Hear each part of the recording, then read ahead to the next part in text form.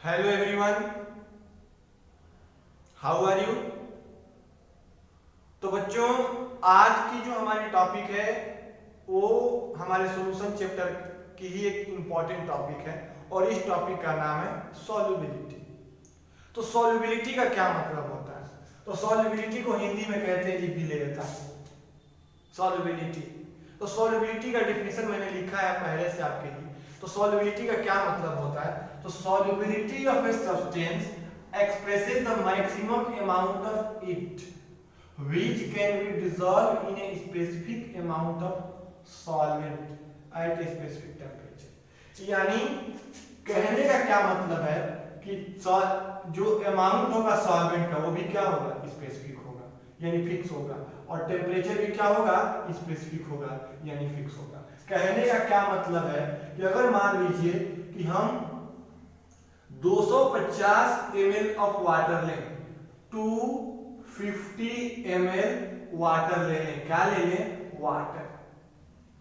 और इस 250 ml water में मैं आपसे कहूं कि इसमें आपको साल्ट डिसॉल्व करना है, यानी NaCl डिसॉल्व करना है, इसमें मिलाना है। साल्ट को इसमें क्या करना है, मिलाना है। समझना बात को। तो फिक्स अमाउंट हो गया 250 ml वाटर का, स्पेसिफिक अमाउंट हो गया वाटर का वॉल्यूम, और टेम्परेचर भी फिक्स करना है।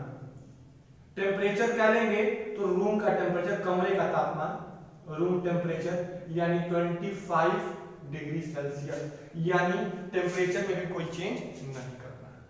चलिए अब इसको समझिएगा। अब मैं इस पे आपको सॉल्युबिलिटी बताने की कोशिश करूंगा, ध्यान से समझना। तो हमने क्या किया कि अपने सॉल्वेंट मतलब जिसका सॉल्यूशन में जिस सब्सटेंस का अमाउंट अधिक होता है और जिसके स्टेट भी चेंज नहीं होते हैं वो सॉल्वेंट कहलाते हैं, और जिसका अमाउंट कम होता है, जिसका स्टेट चेंज हो जाता है, वो सॉल्यूट कहलाते हैं। तो पीछे मैंने आपको बताइए तो क्लियर होगा। तो देखिए हमने यहाँ पर अपने सॉल्वेंट का भी अमाउंट स्पेसिफिक कर दिया और टेम्परेचर को भी स्पेसिफिक कर दिया। समझना इस बात को।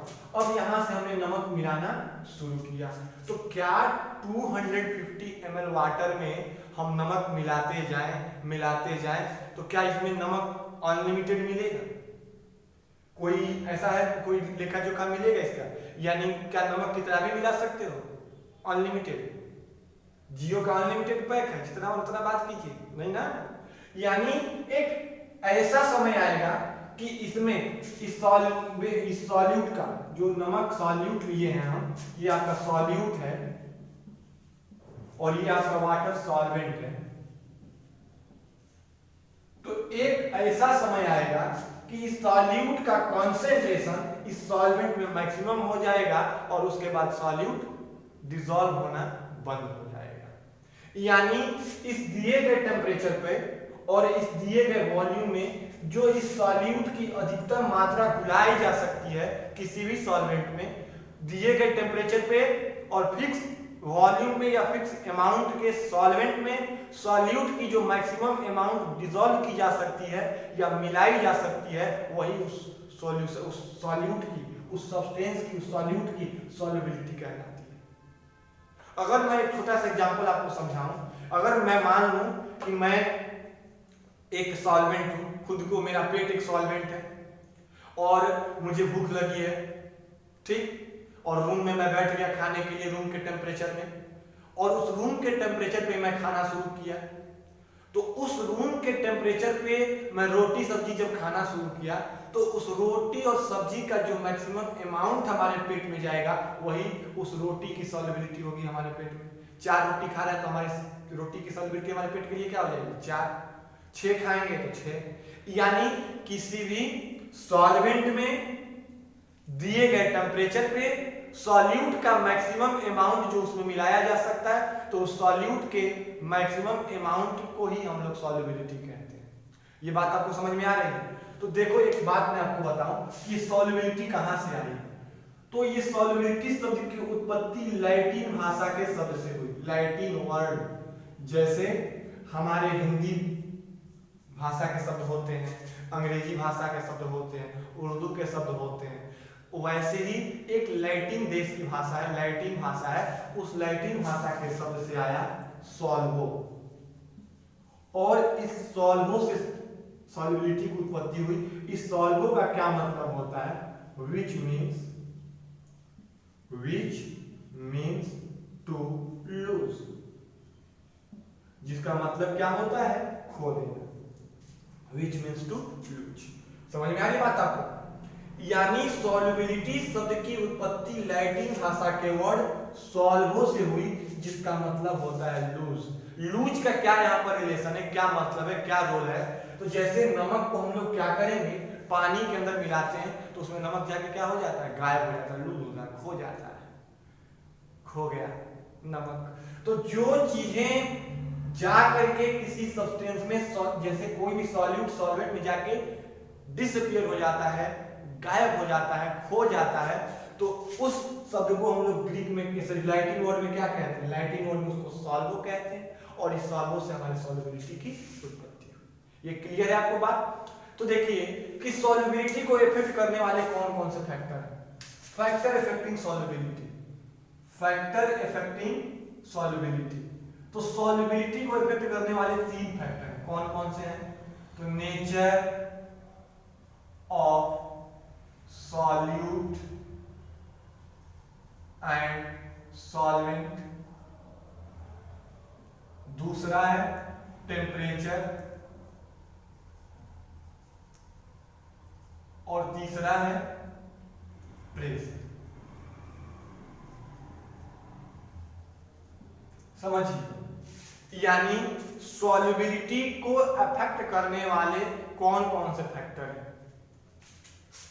तो सबसे पहला है nature of solute and solvent. अगर एक बात आपसे बताऊं कि मैं आपको एक गिलास पानी दे दूं और नमक और चीनी दोनों दे दूं, समझना बात को, तो जब उस एक गिलास पानी में आप नमक मिलाओगे और फिर उसी तरह के दूसरे गिलास में चीनी मिलाओगे, तो क्या सेम अमाउंट ऑफ वाटर में नमक और चीनी के मिलने की टेंडेंसी या नमक और चीनी के मिलने का अमाउंट फिक्स होगा, सेम होगा?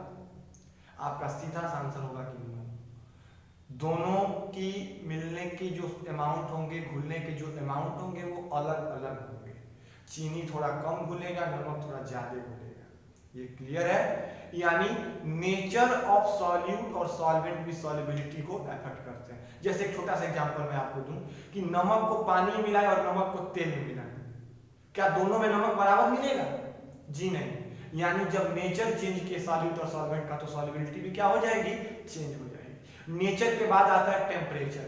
तो टेम्परेचर को बढ़ाने से और टेम्परेचर को घटाने से भी सॉल्युबिलिटी इफेक्ट होती है। जैसे पानी को गर्म कर दें और तब उसमें नमक घुलाएं और ठंडे पानी में नमक घुलाएं, क्या दोनों में घुलने वाले नमक की मात्रा सेम होगी? जी नहीं, अलग अलग होगी, अलग अलग होगी बेटा, ध्यान रखना। जब नमक को पानी में घुलाएं या नमक को तेल में घुलाएं, सरसों तेल में, तो क्या दोनों में नमक बराबर घुलेंगे? नहीं। यानी नेचर चेंज हुआ तो सॉल्युबिलिटी घुल गई। ठंडे पानी में नमक को घुलाएं और गर्म पानी में नमक को घुलाएं, ठंडे पानी में नमक को घुलाएं और गर्म पानी में नमक को घुलाएं, क्या दोनों जगह नमक बराबर घुलेगा? नहीं। यानी टेम्परेचर भी चेंज हुआ तो सॉल्युबिलिटी भी चेंज हो गई। और इस प्रेशर का इफेक्ट बहुत माइन्यूट होता है सॉलिड के लिए। जनरली गैसियस सॉल्यूट को जब लिक्विड में घुलाते हैं या मिलाते हैं, तो वहां पर प्रेशर का रोल होता है। सॉलिड के लिए, सॉलिड को जब लिक्विड में मिलाते हैं तो वहां पर प्रेशर का कोई रोल नहीं होता। मैं आगे आपको बताऊंगा। देखिए, अब यहाँ पर मैं आपको बताया कि सॉल्युबिलिटी को इफेक्ट करने वाले 3 फैक्टर हैं, nature of solute solvent, temperature और प्रेशर। तो यहाँ पर अब आपको जो पढ़ना है वो पढ़ना है कि solubility of gases and solid in liquid. तो ये मैं मिटाता हूँ, आपकी टॉपिक पे आता हूँ कि solubility of gases and solid in liquid. Solubility of, topic है आपकी solubility of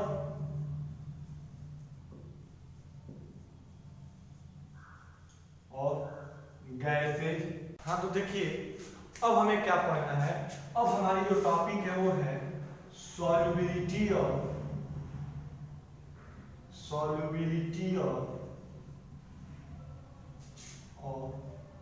gases and solid in liquid.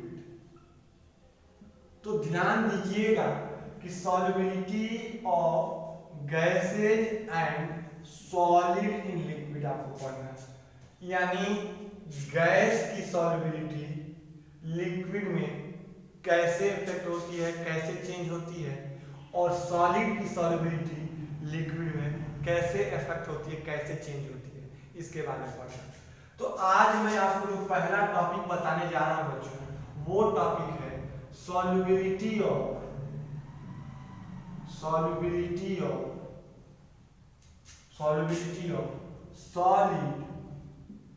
In liquid.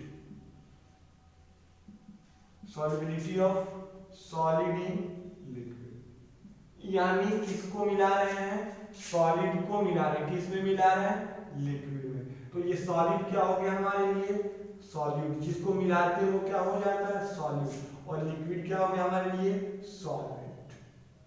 ये बात आपको क्लियर है, सॉल्यूट और सॉल्वेंट की। यानी किसको मिला है, सॉलिड को मिला है, किसमें, लिक्विड में। तो सॉलिड हमारे लिए क्या हो गया, सॉल्यूट। और लिक्विड को मिला है तो लिक्विड हमारे लिए क्या हो गया, सॉल्वेंट। लिक्विड मिला तो लिक्विड सॉल्वेंट। अब इस सॉलिड की और जो सॉल्युबिलिटी है लिक्विड हमको पढ़ना है। तो आइए इसको पढ़ने से पहले मैं आपको एक बात बता दूं कि जब हम सॉलिड को या सॉल्यूट को, जब हम सॉल्यूट को किसमें मिलाते हैं, सॉल्वेंट में मिलाते हैं, तो हमें क्या मिलता है, हमें सॉल्यूशन मिलता है, सोल्यूशन मिलता है। अब चूंकि यहां पर हमारा सॉल्यूट क्या है, सॉल्यूट हमारा सॉलिड है और सॉल्वेंट हमारा क्या है, लिक्विड। अब देखिए, जब सॉल्यूट और सॉल्वेंट मिल करके सॉल्यूशन बनाते हैं तो इस प्रोसेस को कहते हैं डिसॉल्यूशन। और जब सॉल्यूशन से टूट करके या सॉल्यूशन से अलग होकर सॉल्वेंट और सॉल्यूट अलग अलग हो जाते हैं तो इसको कहते हैं क्रिस्टलाइजेशन।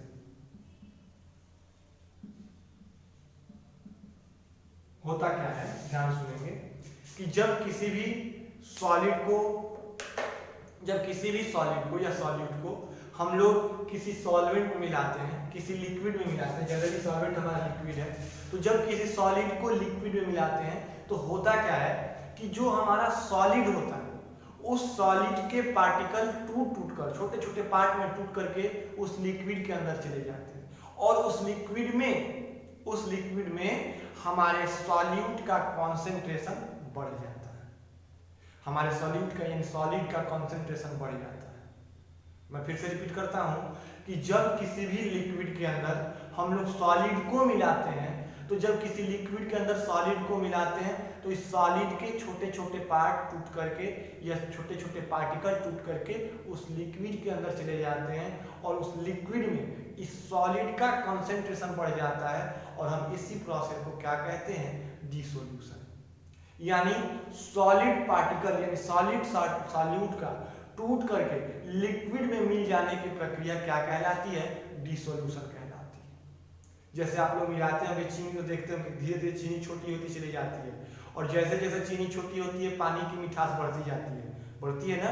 तो उसमें क्या मतलब होता है कि जैसे जैसे हम लोग उसमें चीनी को मिलाते हैं तो चीनी के छोटे छोटे पार्ट टूट करके पानी के अंदर मिलते जाते हैं और पानी में चीनी का कॉन्सेंट्रेशन यानी मात्रा यानी अमाउंट बढ़ता जाता है और इस प्रोसेस का यानी सॉलिड से टूट करके लिक्विड में जाने के प्रोसेस को ये डिसोल्यूशन का प्रोसेस कहते हैं। और बाय द वे अगर मान लीजिए कि चीनी और पानी आपस में मिला हुआ है या नमक और पानी आपस में मिला हुआ है और वहां से किसी तरह से हमने नमक को और पानी को अलग अलग कर दिया, यानी जो नमक के पार्टिकल उसमें गए थे उसको फिर से बाहर कर दिए पानी से यानी लिक्विड से, तो उस प्रोसेस को कहते हैं क्रिस्टलाइजेशन का प्रोसेस।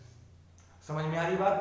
अब देखिए, जब हम किसी भी लिक्विड में सॉल्वेंट में किसी लिक्विड सॉल्वेंट में सॉलिड सॉल्यूट को किसी भी लिक्विड सॉल्वेंट में सॉलिड सॉल्यूट को मिलाते हैं, तो मिलाते जाएंगे तो एक ऐसा समय आएगा कि वो अपने मैक्सिमम कॉन्सेंट्रेशन पे पहुंच जाएगा, यानी उस लिक्विड के अंदर इस सॉलिड की मात्रा अधिकतम हो जाएगी, यानी अब और अधिक इसमें सॉलिड यानी सॉल्यूट को मिलाया नहीं जा सकता, तो उस कंडीशन को कहते हैं सैचुरेटेड कंडीशन, और जो सॉल्यूशन प्राप्त होता है वो सैचुरेटेड सॉल्यूशन कहलाता है। ये क्लियर है? और अगर एक ऐसा कॉन्सेंट्रेशन जिसके बाद अभी और अधिक सॉल्यूट को मिला सकें उसमें, तो उसको जो सॉल्यूशन बनता है उस सॉल्यूशन को क्या कहते हैं? Unsaturated solution. तो आइए किसी भी सॉलिड के सॉल्युबिलिटी लिक्विड में कैसे अफेक्टेड होती है इसके बारे में पढ़ना है। तो ध्यान दीजिए, इसको मैं मिटा रहा हूं कि factor affecting the solubility of solid in liquid. Topic अगली है फैक्टर अफेक्टिंग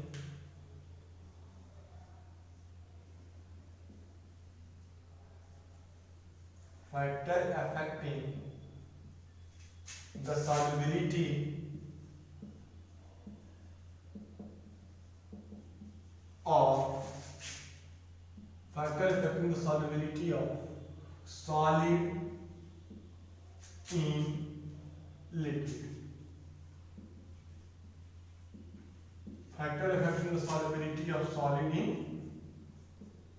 liquid. कौन कौन सा फैक्टर है? तो सबसे पहला फैक्टर नेचर ऑफ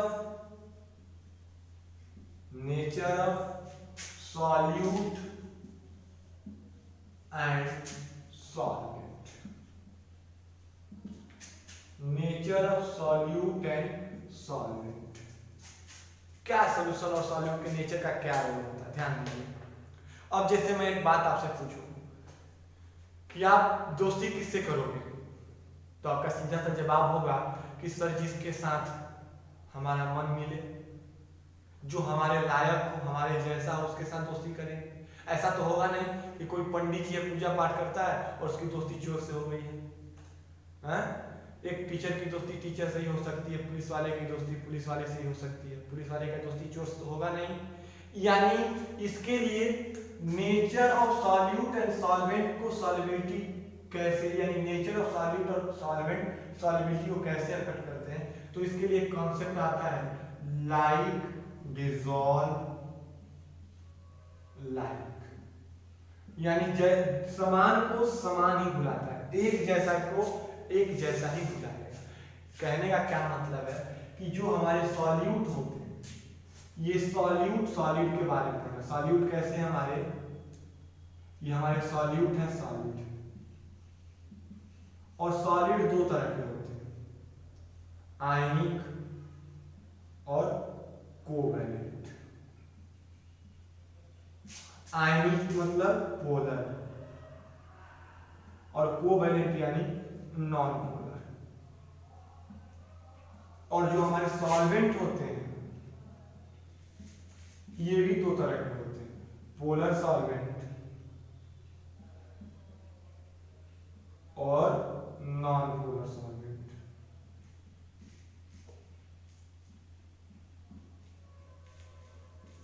पोलर और नॉन पोलर का मतलब कि जिसमें चार्ज डेवलप हो, पोलैरिटी डेवलप हो, अपोजिट चार्जेस डेवलप हो, आवेश जैसे H+ वाटर है तो H+ OH-, यानी जिसमें आवेश उत्पन्न हो, चार्ज डेवलप हो वो पोलर, और जिसमें चार्ज डेवलप ना हो वो non polar.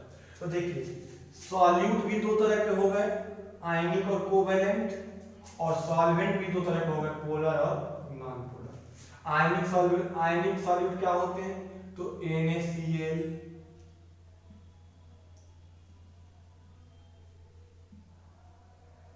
KCl, KNO3 etcetera, AgNO3, ये सब आयनिक। और कोवैलेंट क्या होते हैं, जैसे कोवैलेंट आपका ईथर है, ईथर है, कार्बन टेट्राक्लोराइड है, ये सब है, बेंजीन है, ether, CCl4, carbon tetrachloride etcetera, ये सब कोवैलेंट है। और पोलर सॉल्वेंट आपका जैसे मान लीजिए वाटर और नॉन पोलर है बेंजीन, एक एग्जांपल आपको दे रहे हैं। अब देखिए, अगर हम कहें कि सॉलिड तो ये भी और ये सॉलिड ये भी है, तो यहाँ पर जो सॉल्युबिलिटी मैक्सिमम होगी वो नॉन पोलर की नॉन पोलर में मैक्सिमम होगी और पोलर की पोलर में मैक्सिमम होगी। यानी पोलर को पोलर में डिसॉल्व करेंगे तो उसकी सॉल्युबिलिटी मैक्सिमम होगी और नॉन पोलर को नॉन पोलर में करेंगे तो उसकी सॉल्युबिलिटी मैक्सिमम होगी।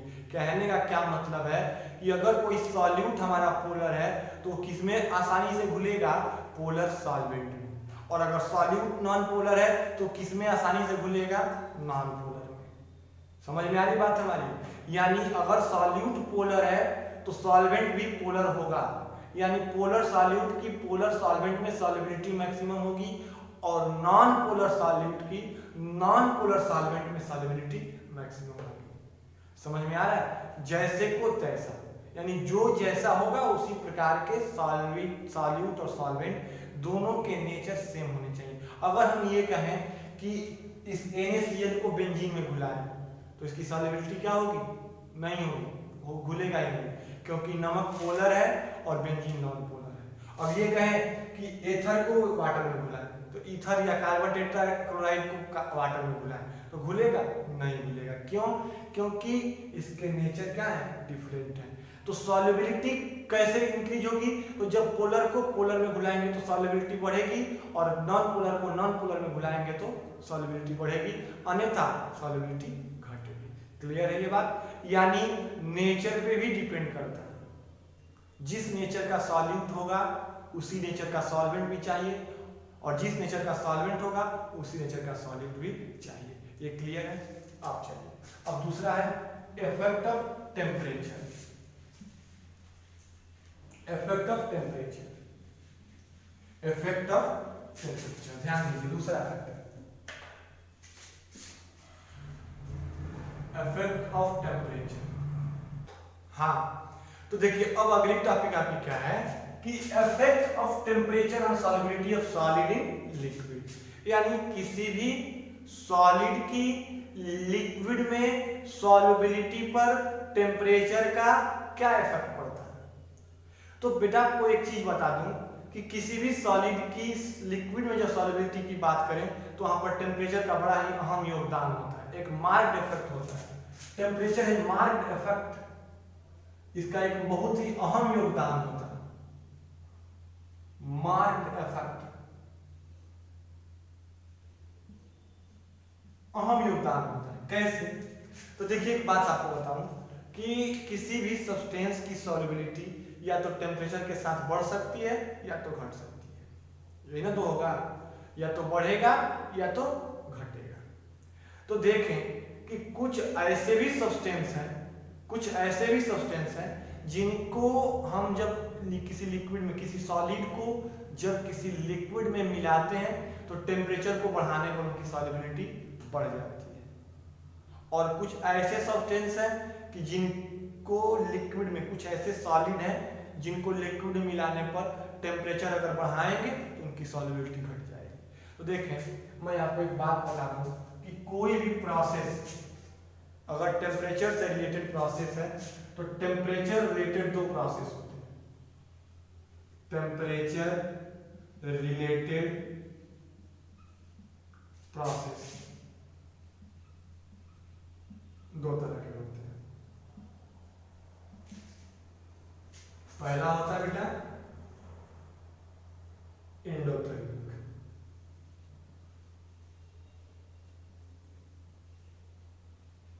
एंडोथर्मिक प्रोसेस, और दूसरा होता है एक्सोथर्मिक प्रोसेस।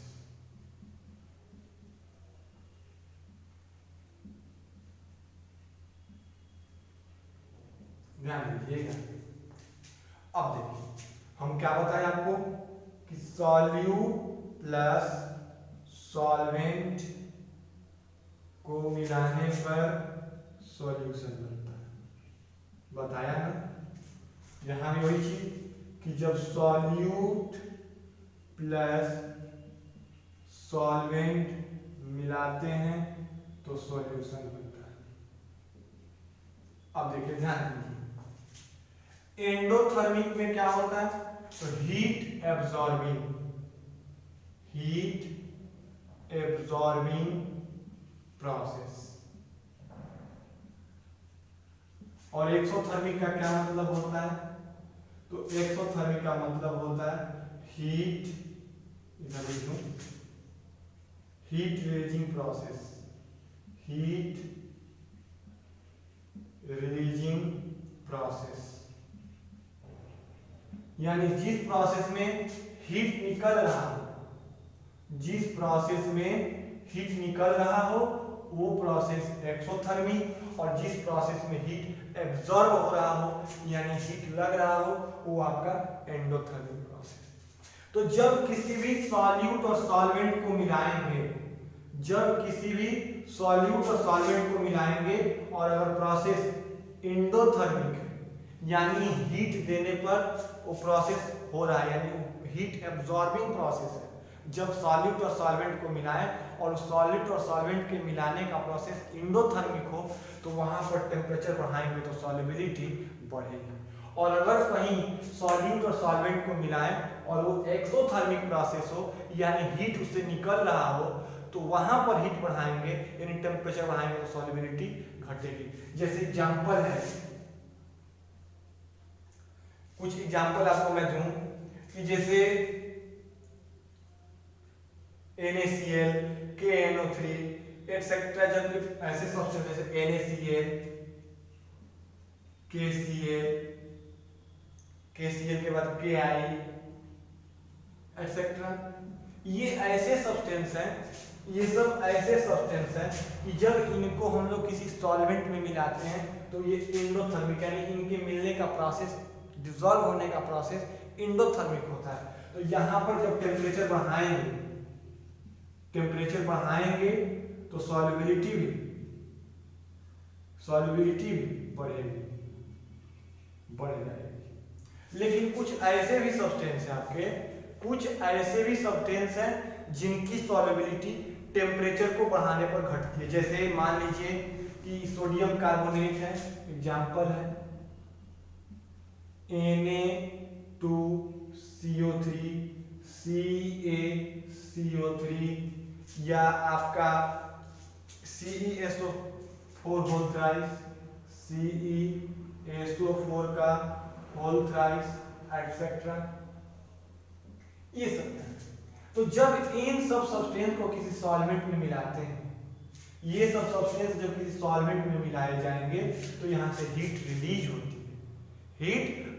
होती है, यानी हीट निकलता है। तो यहाँ पर जब टेम्परेचर को बढ़ाएंगे, हीट के रूप में टेम्परेचर को बढ़ाएंगे तो सॉल्युबिलिटी क्या हो जाएगी, सॉल्युबिलिटी घट जाएगी। समझ में आ रहा है? यानी अगर मान लीजिए किसी भी सॉल्यूट और किसी भी सॉल्वेंट को बेटा मिला रहे हैं और उस सॉल्यूट और सॉल्वेंट को मिलाने से हीट रिलीज हो रहा है, यानी सॉल्यूट और जैसे मान लीजिए कि हमारा एक ये सॉल्यूट है, ब्लैक वाला सॉल्यूट है और रेड वाला सॉल्वेंट है। तो जब हम इस ब्लैक वाले को रेड वाले के साथ मिला दिए और इसको मिलाए तो हीट निकला, यानी जिस बर्तन के अंदर मिलाए वो बर्तन पूरा गर्म हो गया। तो ये कैसा था, एक्सोथर्मिक, यानी इससे हीट रिलीज हो रही थी। तो अब यहाँ पर जब ये खुद घुलने के लिए हीट रिलीज कर रहा है और इसको हीट करेंगे तो घुलेगा, इसकी सॉल्युबिलिटी घट जाएगी, यानी यहाँ पर सॉल्युबिलिटी डिक्रीज हो जाती है। लेकिन अगर यही हम कहें कि जैसे सॉल्यूट को, ब्लैक वाला सॉल्यूट था, इसको हमने सॉल्वेंट के अंदर मिलाया और मिलाने के कारण इसने हीट को एब्जॉर्ब किया, यानी इसको मिलने के लिए हीट लगाना पड़ा, या इसके मिलने का प्रोसेस एंडोथर्मिक था, घुलने का प्रोसेस एंडोथर्मिक था, यानी इसके मिलने के लिए टेम्परेचर का रिक्वायरमेंट था, हीट का रिक्वायरमेंट था। हीट एब्जॉर्बिंग था, तो यहाँ पर टेम्परेचर को बढ़ाएंगे तो सॉल्युबिलिटी बढ़ेगी। जैसे मान लीजिए कि कैल्शियम ऑक्साइड चूना पत्थर को पानी में डालते हैं तो पानी पूरा उबलने लगता है एनर्जी, तो पानी उबलने पर चूना उसमें मिल जाता है। तो क्या वहां पर पानी को गर्म रखेंगे, पानी को गर्म कर देगा तब चूना मिलाएंगे तो उसकी सॉल्युबिलिटी क्या होगी, घट जाए, क्योंकि वो खुद घुलने के लिए हीट को रिलीज कर रहा है और उसको हम बाहर से हीट दे दें तो उसकी सॉल्युबिलिटी जाहिर सी बात है घटेगी। और अगर वही बात हम कहें कि अगर नमक को मिला रहे पानी में तो यहाँ पर नमक को मिलाने के लिए अगर हीट देंगे तो इसकी सॉल्युबिलिटी बढ़ेगी, क्योंकि जब नमक पानी में मिलता है तो हीट एब्जॉर्ब करके मिलता है और जब चूना पत्थर पानी मिलता है तो हीट रिलीज करके मिलता है।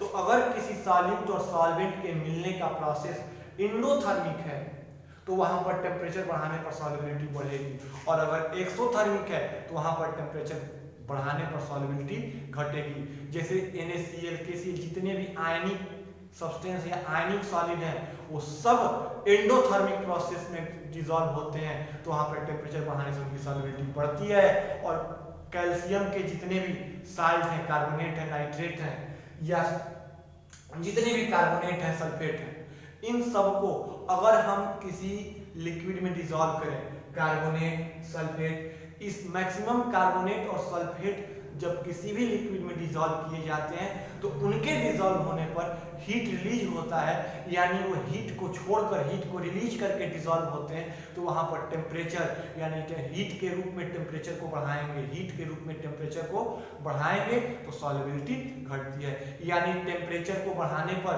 कुछ सब्सटेंस की सॉल्युबिलिटी बढ़ती है और कुछ सब्सटेंस की सॉल्युबिलिटी घटती है। ये बात आपको क्लियर है? चलिए, अच्छी बात है। अब अगला है इफेक्ट ऑफ प्रेशर। अगला है इफेक्ट ऑफ प्रेशर। तीसरा effect of pressure. Effect of pressure तो इसका कोई रोल नहीं है, no role, no role in solubility of solid in liquid. कोई रोल नहीं, नो एनी। क्यों? प्रेशर का कोई रोल नहीं। प्रेशर का मतलब दबाने से, किसी भी चीज को प्रेशर करना, प्रेशर लगाना। तो बताइए क्या सॉलिड को कंप्रेस किया जा सकता है? बोलो, इनकम्प्रेसिबल है, उसको दबाया नहीं जा सकता। आपको पता है कि फिक्स शेप, फिक्स वॉल्यूम होता है।